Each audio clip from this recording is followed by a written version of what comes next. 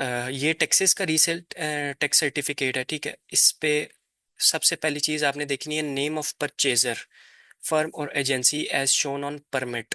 अब यहाँ पे आपने तीन चार चीज़ें मेक श्योर करनी है कि आप करेक्टली डालें और ये इसको ठीक तरीके से करके दें, क्योंकि डिस्ट्रीब्यूटर इतने कुछ लाइक एक तरह से वो होते हैं कि बस सारा का सारा काम आप ही ठीक उनको प्रोवाइड करें और जस्ट वो देखें कि हाँ ठीक हुआ हुआ है।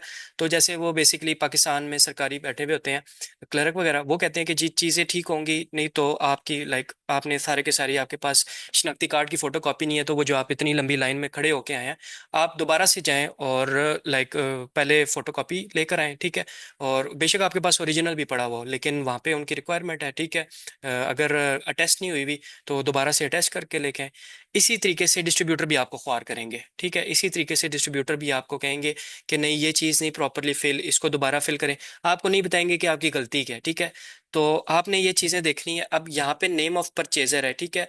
आपने हमेशा नेम ऑफ परचेजर में अपने आप को कंसीडर करना है, क्योंकि इसमें परचेजिंग परचेजर बायर आप हैं, ठीक है। इस टाइम आप सेलर नहीं है, इस टाइम आप एक बायर हैं, किसी भी डिस्ट्रीब्यूटर के पास जा रहे हैं, उसका टैक्स रीसेल सर्टिफिकेट आप फिल करने जा रहे हैं, तो नेम ऑफ परचेजर में अपनी कंपनी का नेम डालना है, ठीक है।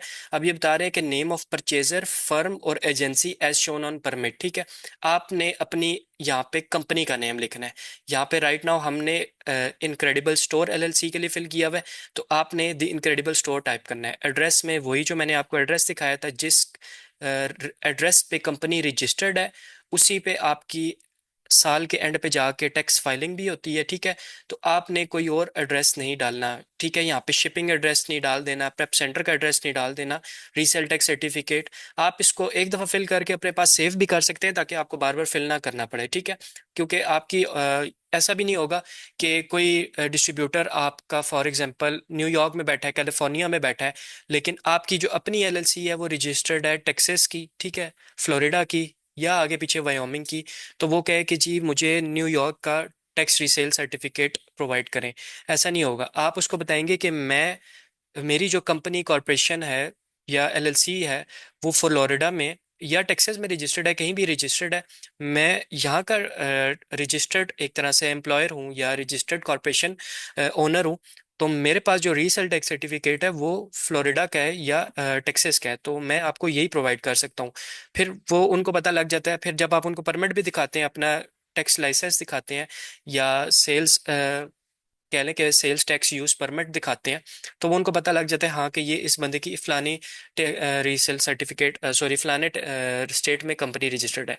तो ये आपने मेक श्योर करना होता है कि अब यहाँ पे सिंपल लिखा हुआ है सिटी स्टेट जिप कोड, मैंने आपको बता दिया था। सिटी सबसे पहले जिप कोड आता है, अगर उल्टा जाए उससे पीछे आपका स्टेट आता है, उससे पीछे आपका सिटी आता है। तो फर्स्ट पे ऑस्टिन आ गया टेक्सास, और उसके बाद आ गया ये वही नंबर है जो मैंने आपको अभी थोड़ी देर पहले यहाँ पे इमेज में दिखाया था, ये वाला 3209136123 और 1, ठीक है। ये वही नंबर है। कंटेन्स मस्ट कंटेन 11 डिजिट्स, ठीक है। इसका फिर बता दूं कि एम्प्लॉयर आइडेंटिफिकेशन नंबर जो होता है वो अलहदा से प्रोवाइड किया जाता है जब आप टेक्सास में या फ्लोरिडा में रजिस्टर करवाते हैं, ठीक है। उसके अलावा out of state retailer registration number और फेडरल टैक्स पेयर नंबर, ठीक है। वो अगर आपके पास अवेलेबल हो तो आप यहाँ पे डाल सकते हैं, अदरवाइज नहीं है तो आप सिंपली इसको छोड़ देते हैं, ठीक है। ये बेसिकली होता कि इसके लिए retailer based in Mexico also provide a copy of their Mexico registration form to the seller, because ये थोड़ा सा लाइक एक तरीके से डिफरेंट साइड पे आता है। मेक्सिको वगैरह अलहदा स्टेट कंसिडर होती है यूएस की, तो इस वजह से अलहदा से प्रोवाइड करना पड़ता है। अदरवाइज मेक्सिको में कोई जाके रजिस्टर नहीं करवाता, तो ये उनके पास अवेलेबल नहीं होता। बस आपने यहाँ तक फिल करना होता है। उसके बाद I the purchaser name above claim the right to make a non taxable purchase for the resale of the taxable item describe below और on the attached order on invoice form, ठीक है। अब यहाँ पर सेलर सेलर मीन्स के जिस distributor से आप परचेज कर रहे हैं यहाँ पर उसका नेम आएगा, ठीक है।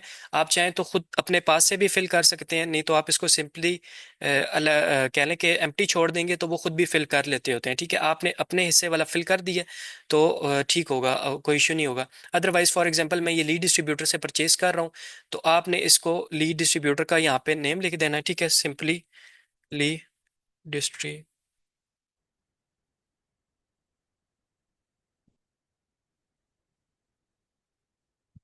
ठीक है, लीड डिस्ट्रीब्यूटर, उसकी सिंपली वेबसाइट से उसका एड्रेस कॉपी करना है, ठीक है। Street address, city, state, zip code आपने डाल देना है।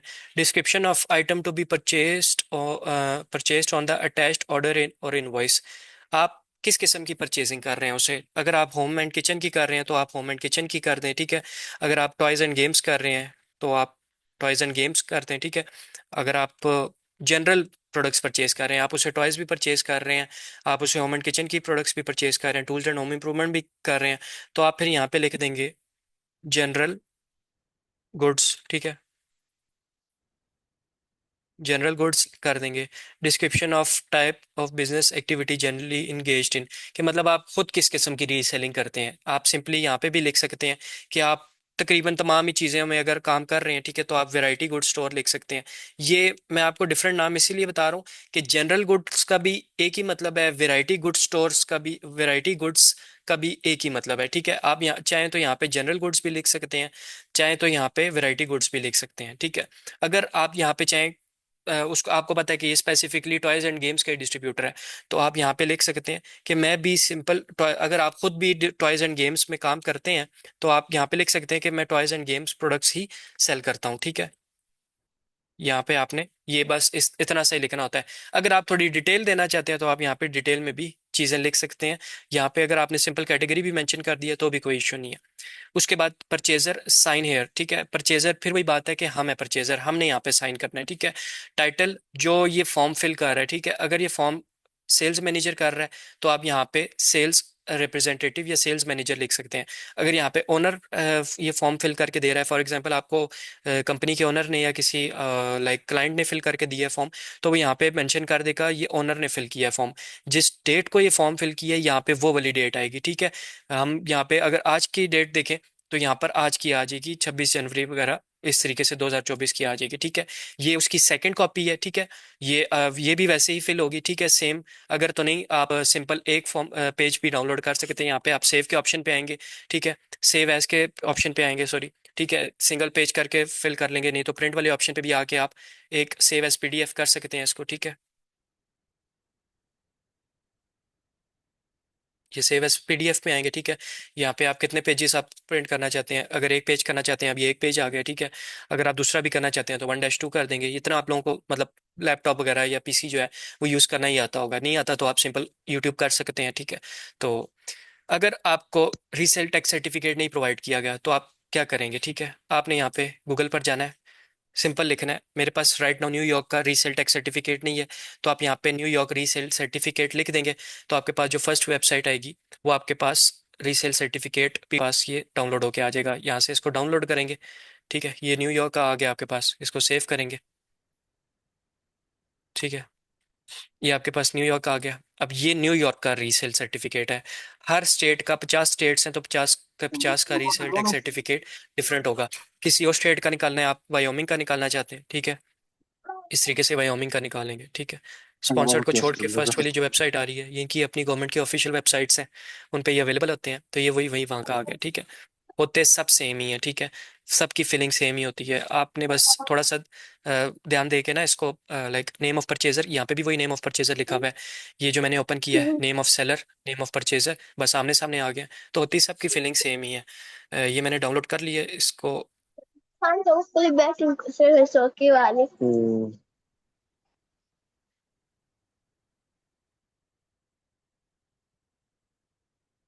ओके, तो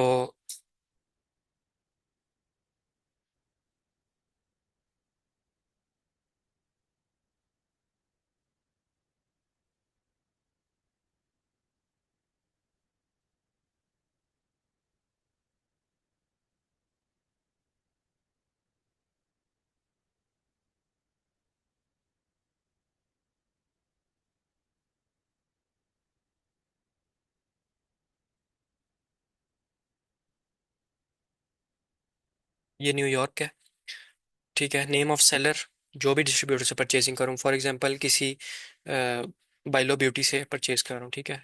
अगर आप खुद कर रहे हैं फॉर्म फिल, बाइलो ब्यूटी एलएलसी या आईएनसी कुछ भी है, ठीक है। उसके बाद स्ट्रीट एड्रेस, उसका भी जो स्ट्रीट एड्रेस होगा मैं कोई रैंडमली डाल देता हूँ, ठीक है। मैं फेयरवे मार्ट का डाल देता हूँ ऐसे ही, लेकिन आपने उसकी वेबसाइट पे जाके जो उसकी वेबसाइट पे एड्रेस गिवन होगा आपने वही वाला डाल के करना है, ठीक है। सिटी, ये फ्रैंकलिन।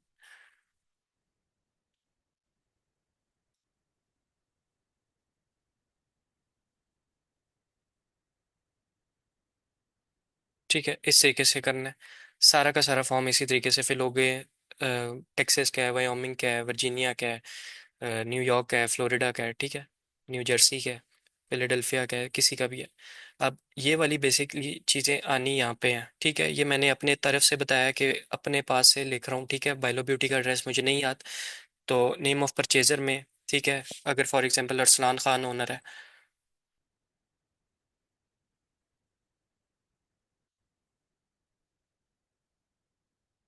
सिटी वही है उसका, फ्रैंकलिन स्क्वायर।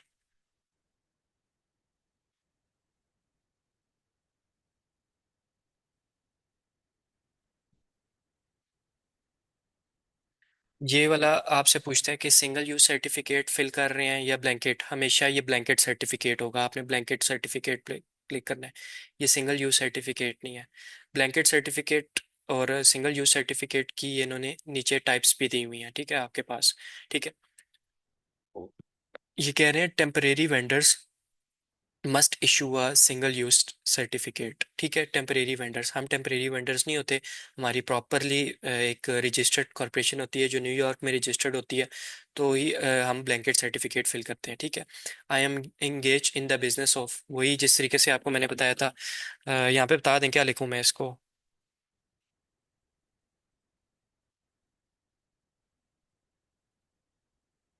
जनरल गुड्स कर सकते हैं, डिटेल देना चाहते हैं।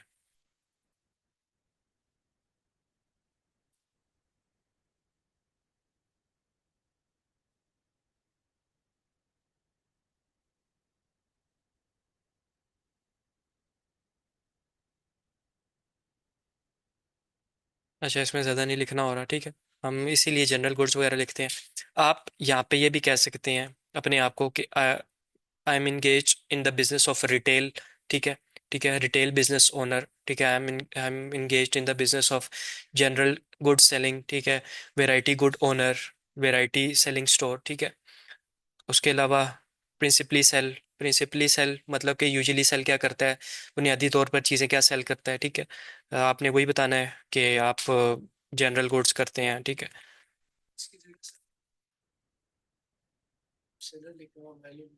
हम्म। वो लिख सकते हैं क्या? जो ऊपर लिखा हुआ है नेम ऑफ सेलर, क्या? वो बाइलो ब्यूटी जो है, बाइलो ब्यूटी को आपने क्या करना है? इधर लिख सकते हैं जनरल गुड्स की जगह। नहीं नहीं, क्यों? प्रोडक्ट किया है। नहीं नहीं,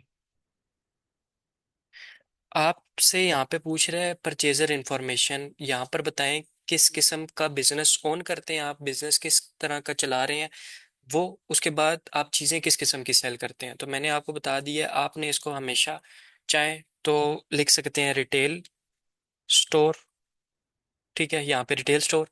और चीज़ें किस किस्म की सेल करते हैं, जनरल गुड मीन्स के एक तरह से आप होम एंड किचन में भी काम कर रहे हैं, आप टॉयज एंड गेम्स में, ब्यूटी एंड पर्सनल केयर में, ऑटोमोटिव में, इलेक्ट्रॉनिक्स में, तमाम चीज़ें आप सेल करते हैं। नेम ऑफ सेलर का मतलब है कि आप किस बंदे से परचेजिंग कर रहे हैं। आप मुझसे परचेजिंग करने आ रहे हैं तो आप मेरा यहाँ पे नाम लिखेंगे। आप किसी और बंदे से परचेजिंग करने जा रहे हैं, आप नेम ऑफ सेलर लिखेंगे यहाँ पे। मीन्स के नेम ऑफ सेलर का मतलब है कि जिस भी डिस्ट्रीब्यूटर से, सप्लायर से, ब्रांड से, कंपनी से, मैन्युफैक्चरर से, किसी से भी परचेजिंग करने जा रहे हैं वो यहाँ पे लिखेंगे, ठीक है। अगर आप, जिस भी डिस्ट्रीब्यूटर आपको कहेगा कि मुझे रीसेल सर्टिफिकेट दें, कोई भी डिस्ट्रीब्यूटर कहता है कि मुझे रीसेल टैक्स सर्टिफिकेट प्रोवाइड करें, दैट मीन्स कि वो आपसे खाली रीसेल सर्टिफिकेट नहीं मांग रहा, वो आपसे फिल हुआ हुआ सर्टिफिकेट अपने बिहाफ पे मांग रहा है कि आप मुझसे परचेजिंग करने आ रहे हैं तो मुझे एक रीसेल टैक्स सर्टिफिकेट दें, ठीक है। हमारी कॉर्पोरेशन रजिस्टर करवाने का मकसद ही यही होता है कि हर डिस्ट्रीब्यूटर जो भी आपको चीज़ प्रोवाइड करेगा वो यही सोच के प्रोवाइड कर रहा होगा कि आप जो उससे चीज़ें परचेज करेंगे वो आगे जाके रीसेल करेंगे। तो उसके लिए एक हमें लाइक रिटर्न फॉर्म में चीज़ प्रोवाइड करनी होती है, वो उसका नाम होता है resale tax certificate. Part one. जी जी जी। उसके अलावा ये आपने चीज़ें, part one, to be completely registered by New York sale tax vendors, ये आपने valid certificate of authority number is, यहाँ पे EIN नंबर डाल देना होता है, ठीक है। यहाँ पे भी ये EIN नंबर डाल देना है। एंड एक्सपायर्स ऑन, अगर एक्सपायर आप एक्सपायरी डेट आपको पता है, वहाँ पे यहाँ पे एक्सपायरी डेट आपने डाल देनी है, ठीक है। आई एम परचेजिंग, इसको भी टिक कर दें, ठीक है। और सर्विसेज नहीं परचेज कर रहे, बस एक कोई टिक कर दें तो बहुत है, ठीक है। पार्ट टू, नॉन न्यूयॉर्क से स्टेट परचेजर। अगर फॉर एग्जांपल आपको कोई डिस्ट्रीब्यूटर कहता है कि मुझे अपने टैक्स सर्टिफिकेट भी प्रोवाइड करें, फॉर एग्जांपल आपकी जो LLC है वो टेक्सास की है, लेकिन आप न्यूयॉर्क के डिस्ट्रीब्यूटर से परचेजिंग करना चाह रहे हैं, तो अगर आपको ज़्यादातर तो नहीं मांगते, ठीक है, जब आप उनको टैक्सेस वगैरह का रीसेल सर्टिफिकेट प्रोवाइड कर देते हैं तो वो खुद ही ये वाला फॉर्म अपने बिहाफ पे फिल कर लेते हैं, ठीक है। अगर तो वो कहते हैं कि ये फिल करके दें, ठीक है, तो आपने ये वाला फिर सेकंड पार्ट फिल करना होगा, ठीक है। वैसे कम पेशी ज़रूरत पड़ता है, बहुत कम होती है कि आपको ये चीज़ें ज़रूरत पड़े। अगर करना पड़ जाए तो आपको ये भी पता है कि आपने यहाँ पे लिखना है कि in the following state, state अगर टेक्सास की LLC है, टेक्सास डाल देंगे। रजिस्ट्रेशन नंबर वही 11 नंबरों वाला, 321013 3249 वाला नंबर जो आएगा, ठीक है, 491 वाला, ठीक है, नंबर आ जाएगा। डैशेस डाल के लिख देंगे, तो डैशेस इसकी पहले शुरू में आती है एक, आई थिंक, और हाँ इसी तरह करके कुछ होता है इसका, रीसेल सर्टिफिकेट नंबर इस तरह से, ठीक है। उसके बाद वही टेंजिबल प्रॉपर्टी खरीद रहे हैं, टेंजिबल मेन चीज़ को आप टच कर सकते हैं, आप देख सकते हैं, आप हाथ में उठा सकते हैं, ठीक है। और उसके अलावा टाइप ऑफ प्रिंट नेम जो बंदा परचेज कर रहा है, मैं परचेज कर रहा हूँ, यहाँ पे अरसलान खान लिख दूंगा, ठीक है। अगर सेल रिप्रेजेंटेटिव है, ठीक है, तो आप यहाँ पे कोई भी नाम लिख सकते हैं, ठीक है। तो उसके अलावा सिग्नेचर, यहाँ पे सिग्नेचर आपने खुद ही करने होते हैं, कुछ भी आप कर दें, ठीक है, यहाँ पे अरसलान खान के सिग्नेचर कर दें। और उसके अलावा डेट प्रिपेयर्ड, कब आपने ये परचेजिंग की है उस, सॉरी कब उसको ये फिल करके दे रहे हैं, आज की डेट डाल दें, 26/1 करके डाल दें, ठीक है।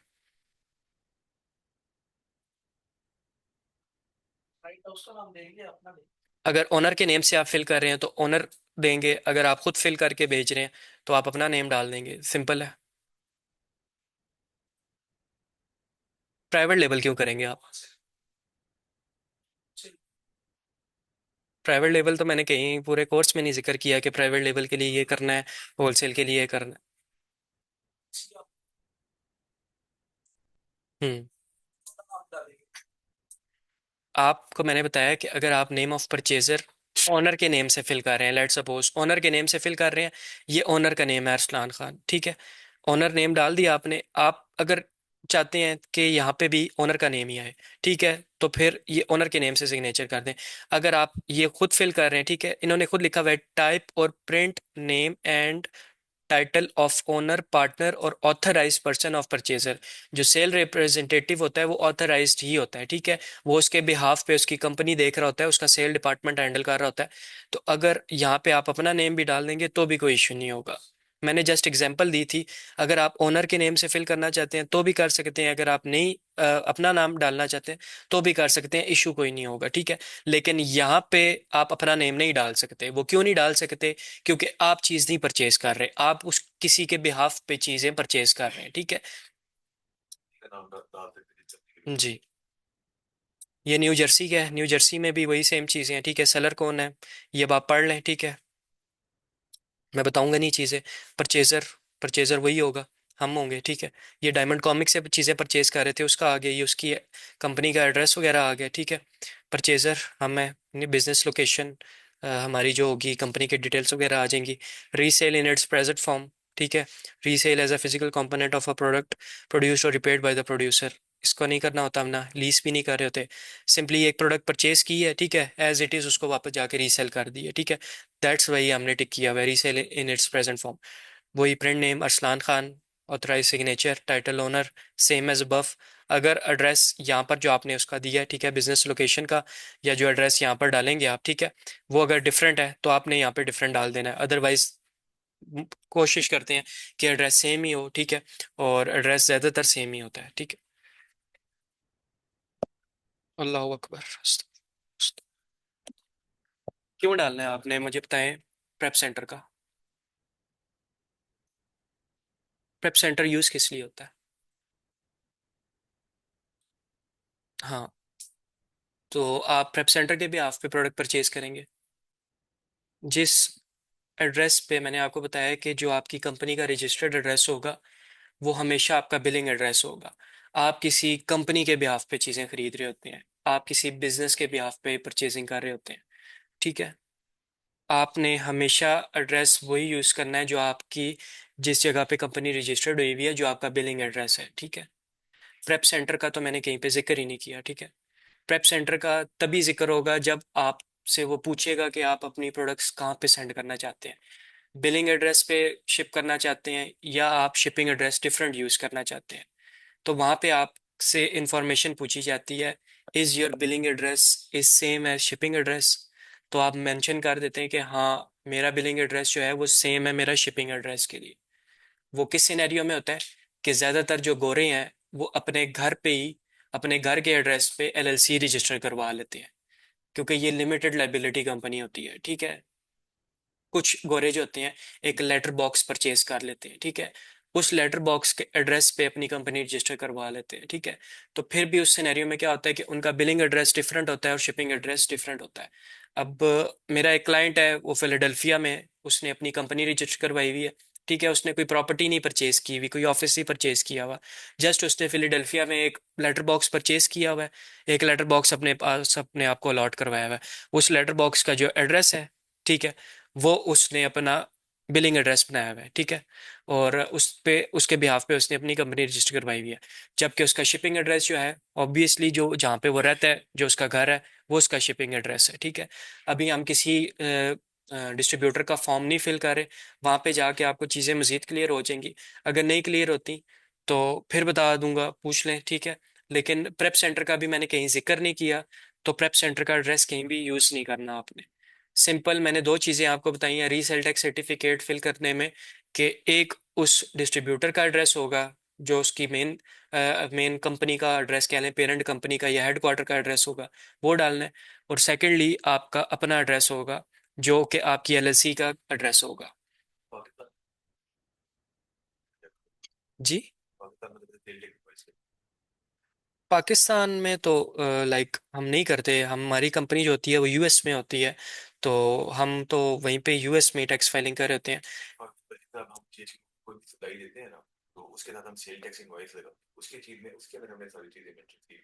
नहीं, पाकिस्तान का मुझे आइडिया नहीं है, पाकिस्तान का मुझे पाकिस्तान में कभी इस तरह का हमें ज़रूरत नहीं पड़ी।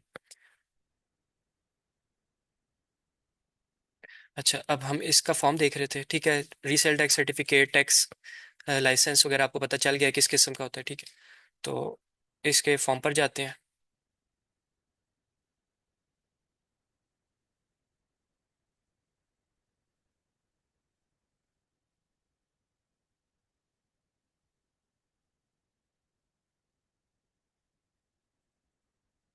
ठीक है, ये शमीम अंजम जिस कंपनी का जो लाइक ओनर है इस कंपनी का, ठीक है। ईमेल एड्रेस आ गई malik@alens.com। Allen services LLC company name आ गया, फ़ोन नंबर आ गया जो यूज़ करते हैं, जो कंपनी का बिलिंग एड्रेस था वो आ गया। अब यहाँ पर क्या होगा, टैक्स आईडी, टैक्स आईडी वही होगी जो आपके रीसेल टैक्स सर्टिफिकेट पे लिखी हुई है, ठीक है। अगर मैं इसको फिर मैं मार्ट के हिसाब से फिल करूँ, मैं आपको करके भी दिखा देता हूँ।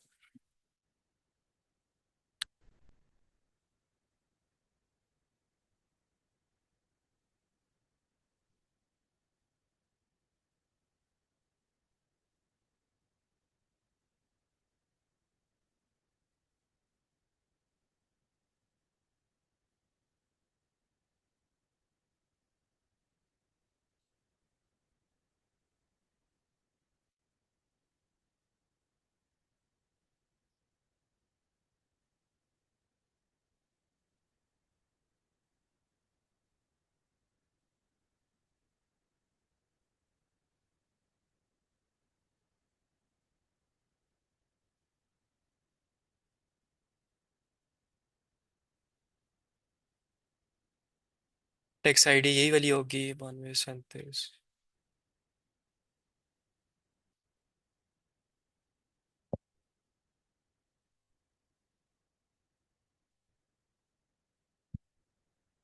ठीक है, ये tax ID same it is होगी। Tax ID form upload. अब टैक्स आईडी फॉर्म, इसका मतलब भी यही चीज़ होती है, ठीक है। डिफरेंट नेम हो सकते हैं, आपने घबराना नहीं है। आप यहाँ पे रीसेल टैक्स सर्टिफिकेट भी डाल देंगे तो उसमें भी वही सारी चीज़ें मेंशन होंगी जो इसके ऊपर मेंशन है। ये एक तरह से लाइसेंस है, ठीक है। इसके ऊपर प्रॉपरली न्यूयॉर्क की वो जो अथॉरिटी है उसका मोनोग्राम वगैरह लगा हुआ है, ट्रेड मार्क जो भी है उसके ऊपर प्रॉपरली मेंशन है, ठीक है।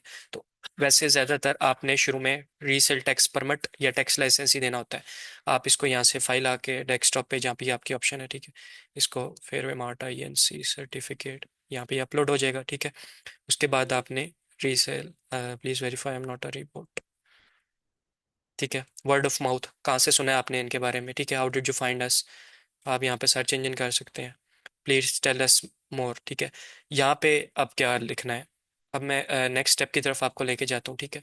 तो उसी में ये सारी चीज़ें भी कवर हो जाएंगी। अगर आप सिंपल यहाँ पे लिखना चाहते हैं,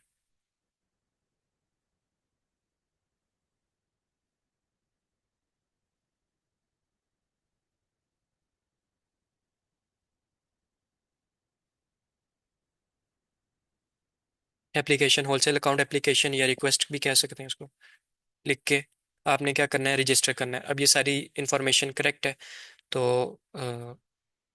आपको नहीं, यहाँ पे अभी नहीं लॉग इन होगी, ठीक है। इसको रजिस्टर कर देना।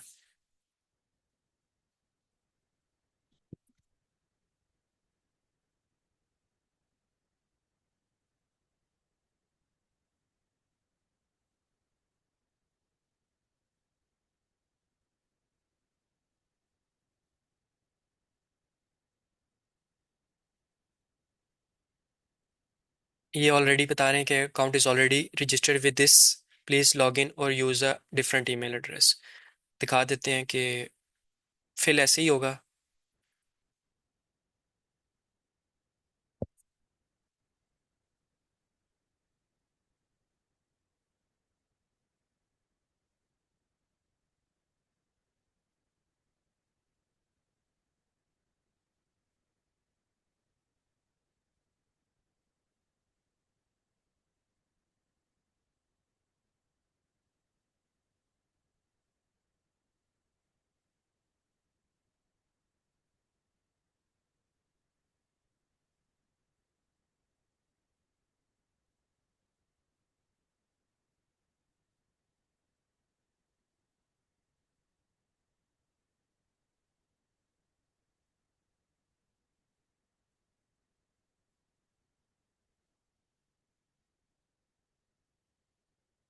अच्छा चलें, इसका अकाउंट लॉगिन नहीं हो रहा वैसे।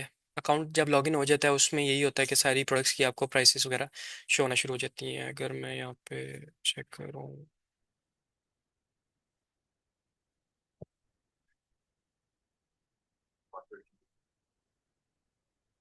नहीं पासवर्ड की ऑप्शन नहीं आती। पासवर्ड मतलब आपका एक तरह से जब ईमेल पे अकाउंट बन के आ जाता है वो आपको खुद ही पासवर्ड अलॉट कर देते हैं जी। यहाँ पे क्या नाम था इसका, लीड डिस्ट्रीब्यूटर।